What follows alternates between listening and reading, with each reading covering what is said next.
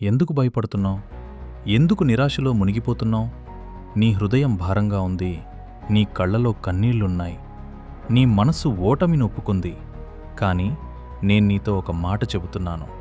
లేచి నిలబడు. నీ యుద్ధం ఇంకా ముగియలేదు. నువ్వు శాపంగా భావిస్తున్న పరిస్థితి నేను నీ ఎదుగుదలకు ఇచ్చిన అవకాశం. నువ్వు కోల్పోయింది అంతా నష్టమే కాదు. కొన్ని నష్టాలు నీ నిజమైన మార్గాన్ని చూపించటానికి వస్తాయి. కాబట్టి గతాన్ని పట్టుకుని ఏడవకు. నీ కర్తవ్యాన్ని చెయ్యి.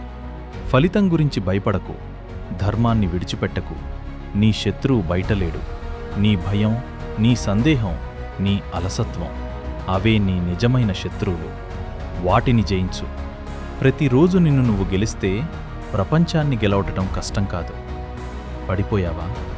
మళ్ళీ లేచి నిలబడు. ఓడిపోయావా? మళ్ళీ ప్రయత్నించు.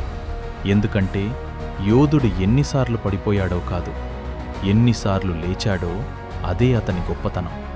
గుర్తుంచుకో, చీకటి శాశ్వతం కాదు, తుఫాను శాశ్వతం కాదు, కష్టం కూడా శాశ్వతం కాదు.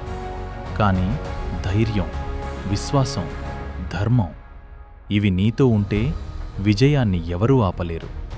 నీలో నేనున్నాను, నాలో నువ్వున్నావు. నన్ను బయట వెతకకు. నీ ధైర్యంలో, నీ ప్రేమలో, నీ నిస్వార్థ కర్మలో నన్ను దర్శించు. ఇప్పుడు లేచి నిలబడు. నీ భయాన్ని విడిచిపెట్టు.